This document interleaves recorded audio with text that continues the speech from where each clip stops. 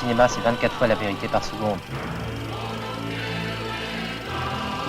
Alfred è bellissimo! Era proprio...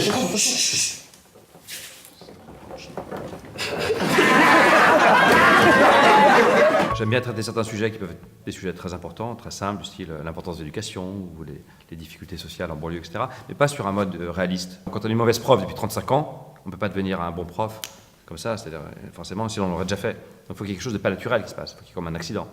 Par exemple un accident de laboratoire. Et donc la nouvelle de Stevenson me permettait de trouver tout simplement ce moment clé, ce pivot, où la mauvaise prof peut devenir bonne prof par un accident, qui est l'accident de laboratoire. La transformation était pour moi liée à une question pédagogique.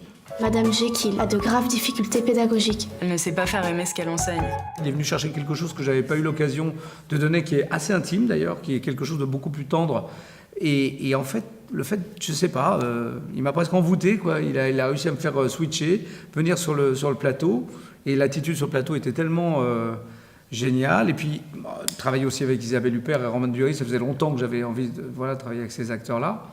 Et ça a été tout a été très simple. J'ai commencé à tirer une espèce de fil d'Ariane, si vous voulez, qui me permet d'accepter peut-être plus l'intime. Voilà. Donc c'est peut-être le moment de la maturité, mais j'y crois pas beaucoup. Non, je continue à être encore un peu sauvage. Pourquoi elle n'est pas morte? Je suis assez attaché à des rapports au cinéma qui datent d'avant le numérique et avant l'idée qu'on tourne tout à 3 ou 4 caméras, qu'on fait tout en immersion dans le réel. Et donc voilà, les effets spéciaux vont aussi dans ce sens. Très simple, c'est essentiellement l'idée que Madame Jekyll est un personnage très obscur. Et l'idée, c'est que par contre, la nuit, celle qui est obscure devient lumineuse, hein, tout simplement. Et donc, c'est pas un monstre, c'est plus une boule de lumière. Je peux dire, peut-être que Isabelle ne ressemble pas à une boule en termes de silhouette. Non. Mais... Moi, la boule, c'est moi. La boule à facettes est derrière, donc je renvoie la lumière sur Isabelle. C'est comme ça.